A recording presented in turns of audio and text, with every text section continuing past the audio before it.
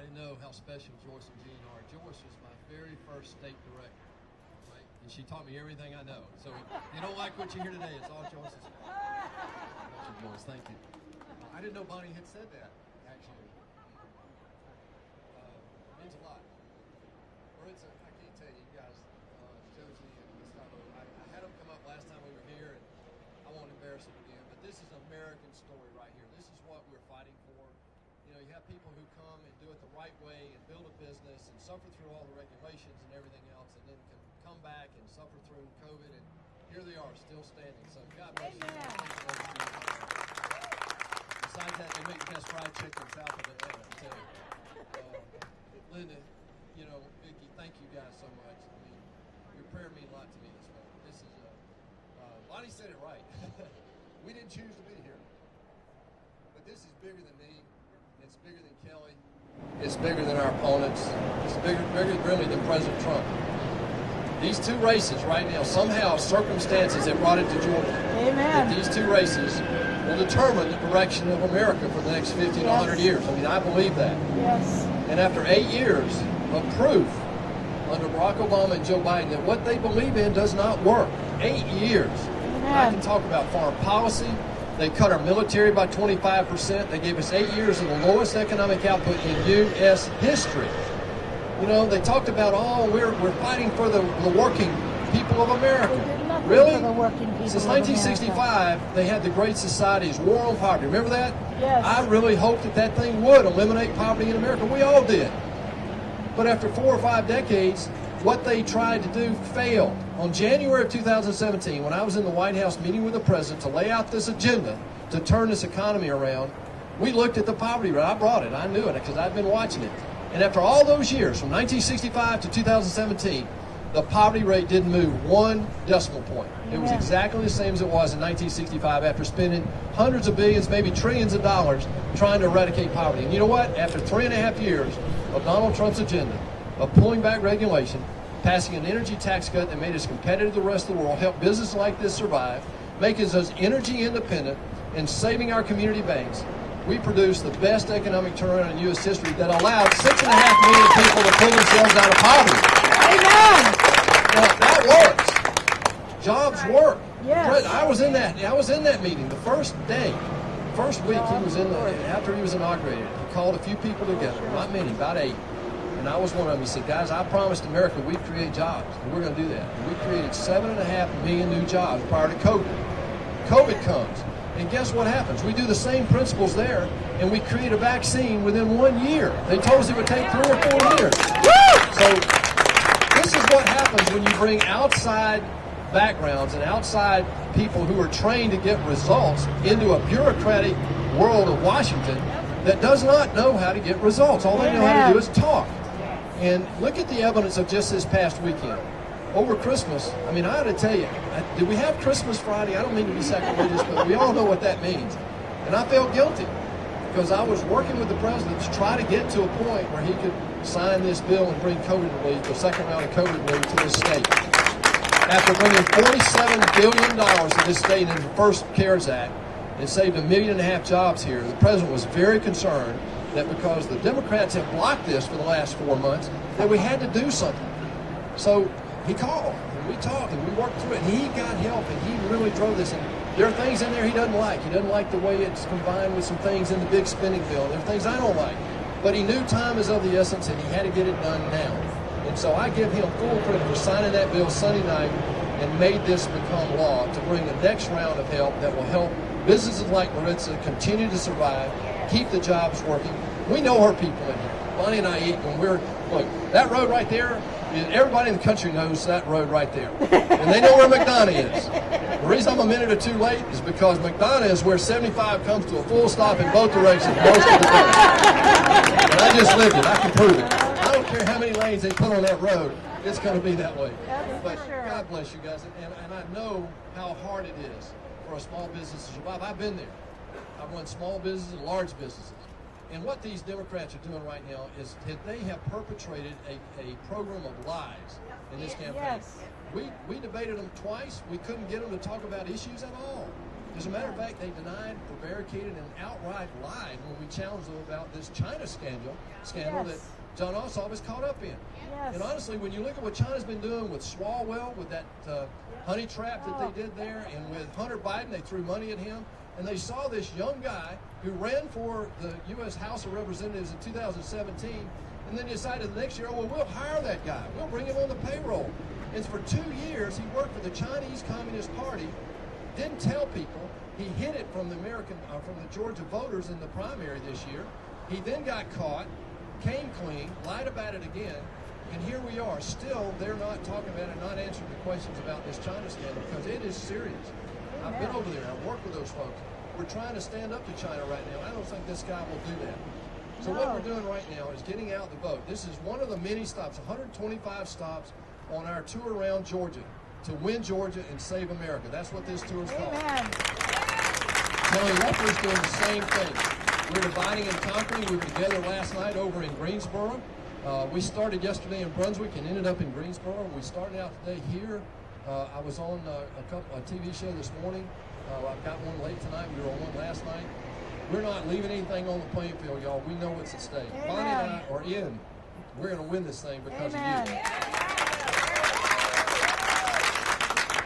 Again, I want to remind you of what a famous American, a great American, a member of the great generation said to us 4 decades ago. For this moment in time, he didn't know it, but he was standing up against the Soviet Union. And he reminded us what's at stake, because the price of socialism is freedom. Look at Venezuela, look at Cuba, look at North Korea, look at Iran. How many people do you see trying to break into Venezuela today? I'm serious. That's really not a joke. I mean, No, it's not. where are people trying to get? They're trying to emulate the American way of life. Why? Because we believe in opportunity for everybody, limited government, individual freedom. The Democrats believe in big government, limited freedom, and they want to be in charge of our lives. They want to take over health care. They want to cut the military. They want to defund the police, guys. Can you see the nonsense going on in the cities where they've done that? That's the future. If you really want to get a picture of what America's going to be like under a Democratic regime, if they get these 2 seats, I don't send you any further than the People's Republic of California. Go look at California and see what an unmitigated disaster that is, and you'll see what they have in mind for America. You don't even have to remember the Obama administration. You just look at California today. They want open borders. They want illegal immigrants to vote. They want to cut our military again, 25%. And then they want to perpetrate this Green New Deal, which would cost every American family $65,000. If we hold these 2 seats, we hold the line, and we protect everything that we did with President Trump to make America great again, right? And Ronald Reagan reminded us of what this moment is all about. I'm not being trite. I really, look, my mom and dad were school teachers, public school teachers. We weren't poor, but we sure didn't have money. I worked my way through school. I'm running against a kid whose dad just bought a big yacht from China. I'm serious. He put his son in business. That's what he's done. And he worked with Al Jazeera for the last decade, the mouthpiece of terrorism. In the last 2 years, he's been on the payroll of the Chinese Communist Party. Yet here we are in a tight race. This is deadly serious. I need your help. How many of you voted? How many of you are happy with the November election? Yeah, me either. Me either. I'm only a few thousand votes. I already beat this guy one time by 2 points. And the Libertarian got 2 points. In my math, 52.5% of Georgians have already rejected the Democratic propaganda and this Democratic candidate called Jon Ossoff. We've already told them. If we get our vote out, we do it again. And no matter what shenanigans they did in November, we know what they were up to. And now we're watching. Not much has changed because the legalities of that are really hard. But what we're doing right now is we got a lot of people in these polling places. We're looking at these drop boxes. We've got people on the ground, and they know that we know what they were doing. And we're going to do everything we can to make this election in January clear, transparent, and fair. Yes. That's what we're doing. What I need you to do is this. You've already voted, most of you. Thank God. We only have a couple days left this week, and we got Tuesday. The president's coming again to Dalton Monday night. If you don't have any plans Monday night, come on up. I'll just promise you this, it'll be a show. Because we're going to get our vote out. You know, the Democrats are already prevaricating. You hear Jon Ossoff today, he's already talking about, well, this is the tightest challenge that Perdue's ever had. This is the closest race that the Republicans have. They're already talking about prevaricating about, well, we might not win. Well, I don't care. I don't believe in polls.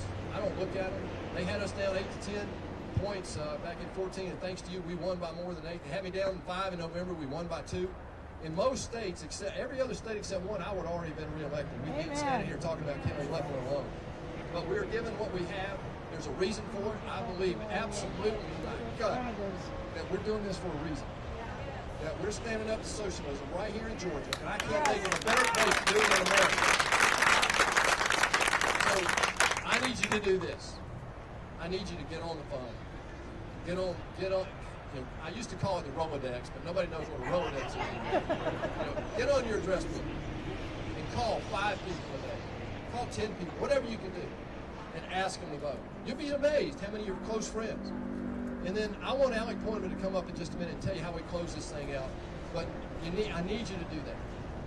If you're mad about November, then fight with us. That's what we're doing. Vote. If you've already voted, then get other people to vote.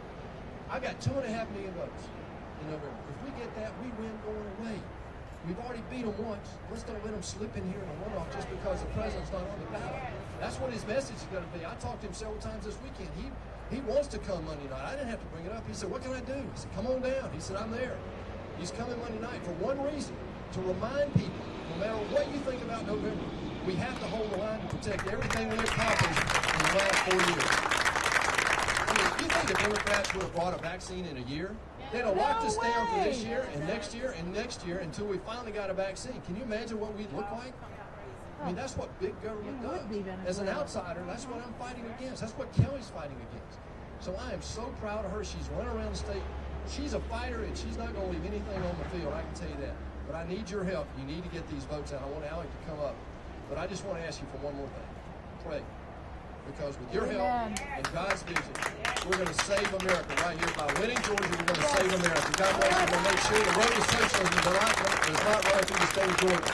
Thank you, guys. God bless you. I want Alec Pointerman. Alec Pointerman, thank you, guys. Alec Pointerman is Mr. Republican in the state. He's been around several decades. He helped Sonny get elected in 2002. Joyce was very involved in that as well as Jean and her family. The first Republican governor in 135 years, helped me get elected as an outsider in 2014. But the thing I want him on this tour, he's making every stop with us because of this background. He's on the board of the International Republican Institute. And many people don't know what that is. But what that is a group in America that goes around the world to help small countries develop and protect and defend democracy. Now, isn't that ironic that here I am today in December of 2020 talking to you about doing the same thing right here in America, defending our democracy and protecting our republic. Alec, come up and tell us how we win this thing. God bless you guys. Thank you.